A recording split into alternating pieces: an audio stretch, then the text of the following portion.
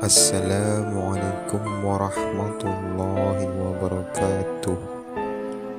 Kisah Abu Hurairah, sahabat Rasulullah yang dijuluki Bapak Kucing.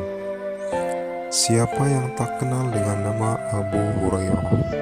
Tentunya hampir semua umat muslim di seluruh dunia mengenal dengan jelas siapa beliau. Ya, beliau adalah seorang sahabat Rasulullah yang menjadi orang pertama yang sering meriwayatkan hadis-hadis Rasulullah. Setiap hadis dari Rasulullah yang kita dengar atau baca, hampir sebagian besar diawali dengan kata dari Abu Hurairah radhiyallahu anhu. Itu menunjukkan bahwa beliau adalah orang yang dekat dan sangat sering ada di dekat Rasulullah untuk mendengarkan, menghafal, dan mengikuti tuntunan Rasulullah. Kecintaannya pada kucing. Abu Hurairah lahir dengan nama Abdu Syamsi ibnu Syahr ad-Dawsi pada masa jahiliyah dan 30 tahun lebih muda dari Rasulullah SAW. Setelah masuk Islam, beliau dinamakan Abdurrahman oleh Rasulullah. Nama Abu Hurairah didapatkan oleh beliau karena beliau memiliki seekor kucing peliharaan yang selalu beliau gendong dan elus-elus kemanapun beliau pergi. Kucing itu ibarat bayang-bayang yang selalu mengikuti beliau kemana saja. Kucingnya juga sering dimandikan, dibersihkan, dan tentunya diberi makanan yang layak. Selain kucing itu, Abu Hurairah juga memiliki beberapa ekor kucing peliharaan di rumahnya. Kesukaan Abu Hurairah pada kucing merupakan inspirasi yang beliau dapat dari Rasulullah SAW yang juga sangat mencintai hewan-hewan lucu tersebut.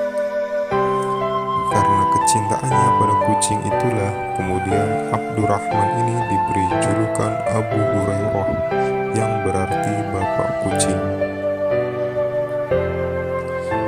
Dan kemudian beliau juga memiliki kemampuan yang mengingat sangat tajam. Abu Hurairah senang sekali mengikuti dan berada di dekat Rasulullah. Dengan kemampuan daya ingat yang sangat tajam, beliau pernah diuji oleh beberapa orang terkait ketajaman ingatannya akan hadis-hadis Rasulullah yang diriwayatkannya. Suatu hari Abu Hurairah dipanggil oleh seorang yang mengaku ingin belajar hadis-hadis Rasulullah. Dengan senang hati Abu Hurairah menyampaikan beberapa hadis dari Rasulullah, dan ternyata tanpa sepengetahuannya di balik tabir ada seseorang yang bertugas mencatat semua hadis yang beliau sampaikan. Kemudian setelah beberapa tahun orang tersebut memanggil Abu Hurairah lagi dan menanyakan tentang hadis-hadis yang beliau sampaikan beberapa tahun sebelumnya itu. Hasilnya semua terkesima karena semua yang Abu Hurairah sampaikan sama persis dengan apa yang dicatat oleh orang-orang yang memujinya tersebut, tanpa berkurang atau berlebih satu kata pun. Akhirnya semua orang mengakui bahwa Abu Hurairah memang memiliki kemampuan mengingat yang baik. Kemudian Abu Hurairah juga sangat akrab dengan kemiskinan. Abu Hurairah juga dikenal sangat akrab dengan kemiskinan. Beliau hidup sangat sederhana dan sabar. Pernah beliau sampai rela mengganjal perutnya dengan batu-batu demi menahan lapar. Sampai saking laparnya dan tidak kuat, suatu hari Abu Hurairah terjatuh sampai kejang-kejang memegangi perutnya. Orang-orang di sekitar mengira bahwa beliau terkena penyakit ayan. Namun sesungguhnya saat itu beliau tengah sakit menahan lapar. Kisah lain yang mengharukan, suatu hari Abu Hurairah sedang kelaparan, namun beliau sangat sungkan meminta makanan kepada orang lain. Saat itu lewatlah Abu Bakar. Abu Hurairah pura-pura menanyakan tentang sebuah ayat Al-Quran kepada khalifah pertama itu dengan maksud agar Abu Bakar mengajaknya ke rumah. Namun setelah menjawab pertanyaan Abu Hurairah, Abu Bakar kembali pulang tanpa mengajak beliau, dan Abu Hurairah pun sedih. Lalu lewat lagi Umar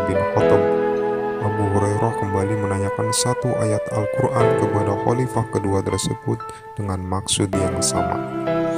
Mungkin saja Umar mau mengajak beliau ke rumahnya. Namun lagi-lagi setelah menjawab pertanyaan Abu Hurairah, Umar kembali pulang tanpa mengajak beliau ke rumahnya. Abu Hurairah pun kembali bersedih. Dan kemudian yang terakhir, lewatlah Rasulullah SAW. Abu Hurairah senang sekali karena sebelum bertanya tentang ayat Al-Quran, Rasul sudah mengajaknya terlebih dahulu ke rumahnya. Di rumah beliau, Abu Hurairah mendapati semangkuk besar susu di meja makan. Namun, beliau tiba-tiba mendengar Rasulullah menanyakan kepada Aisyah tentang susu tersebut. Dan setelah dijawab oleh Aisyah bahwa susu tersebut pemberian si Fulan, maka Rasulullah meminta Abu Hurairah yang sangat kelaparan itu memanggil beberapa musafir yang akan diberi susu tersebut. Abu Hurairah sedih, namun beliau patuh kepada Rasulullah dan memanggil beberapa musafir untuk diberi susu tersebut. Satu persatu musafir itu meneguk susu itu sampai kemudian tersisa beberapa tegukan dalam mangkok itu. Susu yang sangat lezat. Abu Hurairah terdiam dan menunggu perintah Rasulullah selanjutnya. Rasulullah kemudian tersenyum dan meminta Abu Hurairah yang terlihat kelaparan untuk meminum susu sisanya tersebut. Abu Hurairah sangat gembira dan kemudian meminum susu tersebut sampai kenyang. Abu Hurairah juga dikenal sangat mencintai Rasulullah SAW. Sebuah kisah mengharukan terjadi ketika Rasulullah SAW telah meninggal. Kecintaan Abu Hurairah pada Rasul yang tak pernah padam membuatnya terus-menerus meriwayatkan hadis Rasulullah. Apa yang beliau sabdakan, perintahkan, tuntunkan, semua diriwayatkannya dengan sangat jelas. Bahkan sampai ketika ada beberapa orang jahat yang berusaha memalsukan hadis Rasul dengan menggunakan namanya sebagai periwayat. Karena kemampuan mengingat dan meriwayatkan Abu Hurairah sangat tajam tersebut. Suatu hari, saat Umar bin Khattab menjadi khalifah, Abu Hurairah didatangi oleh Umar dan memintanya berhenti meriwayatkan hadis. Namun perintah itu tak diindahkan oleh Abu Hurairah. Beliau terus saja meriwayatkan hadis Rasul sampai Umar dengan tegas kembali memerintahkannya untuk berhenti dulu, jangan meriwayatkan hadis. Umar mengancam Abu Hurairah, berhentilah meriwayatkan hadis wahai Abu Hurairah, jika tidak maka kau akan kukembalikan ke tanah Dausi, yaitu tanah kelahiran Abu Hurairah di masa jahiliyahnya. Mendengar ancaman sang khalifah, Abu Hurairah kemudian menunduk patuh dan mulai berhenti sejenak meriwayatkan hadis-hadis Rasulullah. Kenapa Umar bin Khattab memerintahkan demikian? Ternyata saking cintanya pada Rasulullah, Abu Hurairah telah semangat terus menghafal dan menyampaikan hadis-hadis Rasulullah. Namun mulai sedikit berkurang intensitas interaksinya dengan ayat-ayat suci Al-Quran. Nah, untuk tujuan mengingatkan itulah Umar sampai mengancam demi kebaikan Abu Hurairah sendiri, karena Rasulullah pun pasti akan kurang suka jika melihat Abu Hurairah sedikit berkurang hubungannya dengan Al-Quran. Masya Allah, tabarakallah.